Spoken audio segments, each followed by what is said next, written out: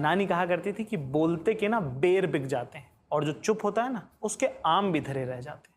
आम तो हम सबके पास है और उन्हें धरे नहीं रहने देना है और अपने बेर भी हमें निकालने हैं और इस कोर्स में हम वही सीखेंगे। तो अब अपन ने क्या किया है कि इसको डिटेल में जो अपन ने जिंदगी में सीखा वो बाकी लोगों से चेक किया ना अपन ने, भाई तुम भी अच्छा बोलते हो, पहले तुम भी दब्बू बच्चे थे क्या? तो उन्होंने कहा हाँ हम भी दब्बू बच्चे थे। तो उन्होंने कहा तुमने कैसे सीखा भाई? तो उन्होंने बताया कि भाई 1 2 3 4 5 चीजें करी कि भाई इससे ये करते हैं, उससे वो करते हैं, उससे वो करते हैं, उससे वो करते हैं। तो ऐसा कि बता इसलिए नहीं रहा है क्योंकि हम चाहते हैं कि तुम समझो आराम से, ठीक है। ये सारे मेरे दोस्त हैं जो अलग अलग जगहों से आए हैं, बहुत आम बैकग्राउंड से हैं और उन्होंने कोशिश करी, मेहनत करी और आज अपने अपने कामों में बहुत आला मकाम पे हैं। अपनी अपनी फील्ड में बहुत पायनियर हैं ये लोग। इन सब का ज्ञान, जिंदगी का फलसफा, कहानी, किस्सों को लेकर, बातचीत को लेकर, अच्छा बोलने को लेकर, अच्छा काम, बेहतर काम करने को लेकर, वो मैं आपके लिए आज लेके आया हूं।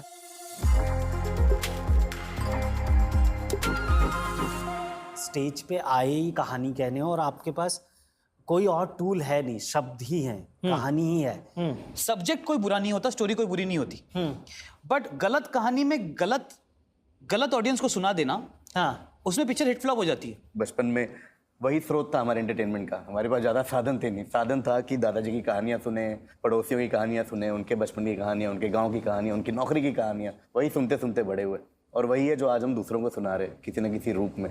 तो लोगों के एंटरटेनमेंट का साधन क्या था? हाँ। कि कोई दोस्त गाना सुना दे, हाँ। कोई दोस्त कहानी सुनाए। हाँ। तो संडे आफ्टरनून्स को खासकर, और हमारा क्या था ना, आप डॉर्मेट्री के अंदर नहीं जा सकते दूसरों के, हाँ। तो दूसरे डॉर्मेट्री वाले मेरी खिड़की पर आके बाहर खड़े रहते थे और बोलते सत्यांशु कहानी सुना। और संडे आफ्टरनून मैं अंदर बैठा हूँ और खिड़की के बाहर 1-2 लड़के खड़े हैं और मैं उनको 2 घंटे में 3 घंटे में एक फिल्म की कहानी विद बैकग्राउंड स्कोर सुना रहा हूँ। हम अक्सर जब खाना बनाते हैं या बात करते हैं तो लज्जत की बात सब करते हैं, जायके की बात सब करते हैं, टेक्सचर भूल जाते हैं। हाँ। वो जो रड़क है ना, जो टेक्सचर, वो खाने में और बातों में दोनों में बड़ा इंपॉर्टेंट। आदमी पहले आए, अंक बाद में आए। वाह। तो हम अंकों को आदमियों में कैसे बदलें? आप अगर किसी के बच्चे के आंख में आंख डाल के देख लो ना सर, तो मालूम पड़ जाता है अगर उसकी वो जो खुशी एक अलग से उसके चेहरे पर नजर आती है ना सर, अगर वो नजर नहीं आ रही ना तो अपने को लगता है कि इसको समझ में नहीं आ रहा कंसेप्ट, अपने को कुछ अलग तरीके से कोशिश करना पड़ेगी। आपसे शायद कभी जिक्र किया अभी होगा, जब पहली बार सुना रहे थे तो पैर भी कांप रहे थे ऐसे लिटरली, और गला भी सूख रहा था। लेकिन उस दिन भी ये यकीन था कि हाँ, अगर मेहनत करते रहेंगे तो एक दिन कहीं ना कहीं पहुंचेंगे।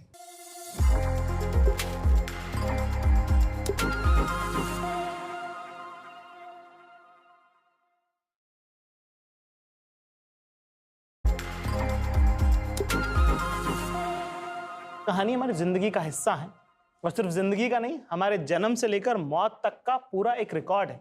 और ये सिर्फ आपका नहीं, इंसानी इतिहास का रिकॉर्ड है।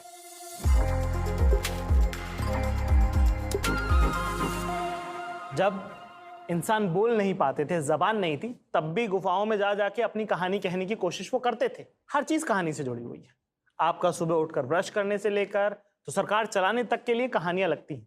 महाभारत भी कहानी है और रामायण भी एक कहानी है, करबला की जंग भी एक कहानी है, और कहानी तो वो भी है जो 4 साहिबजादे के साथ हुई थी, और वो भी एक कहानी है जिसके अंदर जीसस को सूली पर चढ़ाया गया था। धर्म, सत्ता, राजनीति, दिनचर्या और किसी का किसी की तरफ मुस्कुरा के देखना, ये इतनी छोटी महीन बारीक बात से लेकर दुनिया चलाने के ये सारे दावे सब एक साथ आते हैं, एक प्लेटफॉर्म पे आते हैं, और उस प्लेटफॉर्म का नाम है, उस मंच, उस स्टेज का नाम है कहानी, किस्से, स्टोरीज।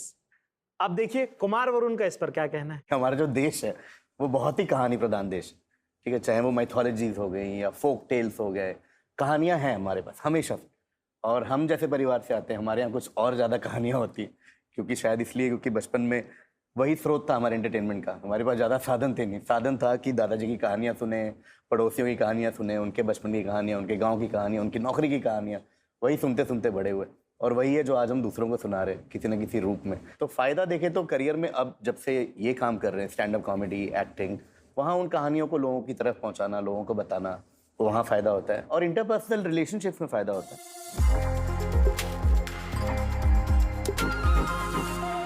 तो कहानी हमने समझ ली कि कहानियां क्या होती हैं और उनका क्या इंपॉर्टेंस है हमारी रोजमर्रा की जिंदगी में, और कैसे वो हमारी रगों में दौड़ती हैं, बहती हैं।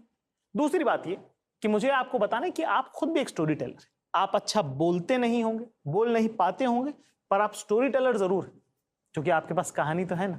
कहानी जब पहली बार आपको मोहब्बत हुई उसकी कहानी, कहानी जब पहली बार किसी ने आपकी तरफ मुस्कुरा के देखा उसकी कहानी, कहानी पहली जीत की, कहानी उस हार की जो आप हारना नहीं चाहते थे, कहानी उस जीत की जो आपको लगा कि कभी आप जीतोगे ही नहीं। ये सब कहानियां सुनानी है ना, तो वो आप और मैं मिलकर सीखेंगे।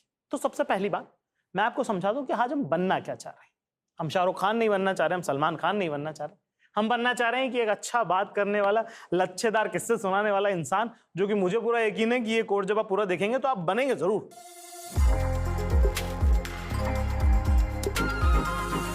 तो इसके लिए हम पहले अपना गोल समझ लें कि एक अच्छा कहानी सुनाने वाला होता कौन है। तो अच्छा स्टोरी टेलर वही है कि जो कहानी जब सुनाए तो उसको पूरा एम्पथाइज कर ले, है ना, कि ऐसा लगे कि वो खुद उस कहानी में है।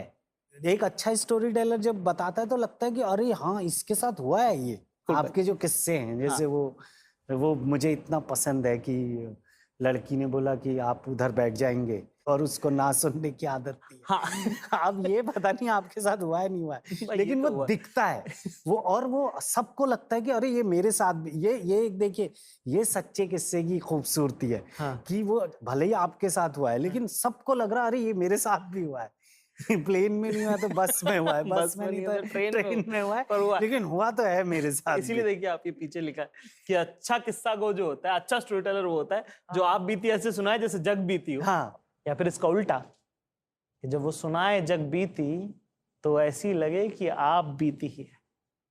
कि जब वो कोई किस्सा सुनाए कि एक बार पता है क्या हुआ, जब इंडिया वर्ल्ड कप जीती, अब इंडिया तो वर्ल्ड कप जीती थी ना 2011, सब लोग सड़क पे थे, सब लोग तो सड़क पे थे ही ना, पर किस्सा अलग है बाकी दुनिया का और मेरा, वो मैं आज आपको सुनाता हूँ। टिफिन आता था 30 रुपए उधार का, रोज कोई बांध जाता था दरवाजे पे और हम उठा लेते थे। अब काम ढूंढने की कोशिश इस तरह की है ना कि उसमें कई बार देर हो जाती है घर लौटने पर, तो मेरा टिफिन को चुराने लगा, खाने लगा। अभी एक बार हुआ, 2 बार हुआ। जब इंडिया वर्ल्ड कप जीती तब उस दिन कुछ काम तो लिया नहीं था, 11:30 बजे दिन खत्म हो गया, तो मैं जल्दी वापस आ गया। जब मैं अपने रूम पे पहुंचा तो मेरा टिफिन ऑलरेडी कोई एक शख्स मेरे कमरे के जो सामने रहता था वो बांध रहा था। मैंने उसको पकड़ लिया वहीं पे, क्या अरे तुम हो क्या वो मेरे टिफिन चोर। जब मैंने उसको पकड़ा तो डर गया, तो उसने बताया कि अरे अरे अरे अरे। इतने उसका बॉस आ गया जिसके साथ वो बैठ के खाना खा रहा था। कहता क्या हो गया? मैंने कहा मेरा खाना खाया इसने, मुझे खाना चाहिए। अब 30 रुपए का टिफिन है, 30 रुपए का इस वक्त 11:30 बजे रात को दिल्ली में तो कोई खाना नहीं मिल रहा। मैंने बोला कि आंख के बदले आंख, खाने के बदले खाना। उसने बोला ठीक है तुमको खाना खिला देते हैं। तो जिस वक्त पूरा दिल्ली, पूरा हिंदुस्तान सड़कों पे निकला हुआ था हिंदुस्तान की जीत सेलिब्रेट करने के लिए, तब मैं भी सड़कों पे था खाना ढूंढने के लिए। तो ये मेरा किस्सा है, ये मेरी याद है उस दिन की जब पूरा हिंदुस्तान सेलिब्रेट कर रहा था। इस तरह के किस्से आपके भी तो हुए होंगे जब दुनिया कुछ और कर रही थी पर आप कुछ और कर रहे थे।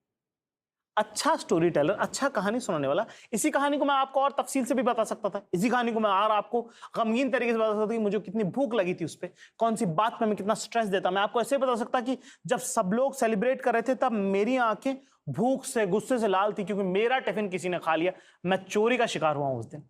या मैं इसको ऐसे बता सकता था कि यार मैं तो खाना खा के आया था, मुझे फर्क नहीं पड़ा, पर मुझे ये 2 शराबी लोग मिले जिनका तफरी लेने का मेरा मन कर गया।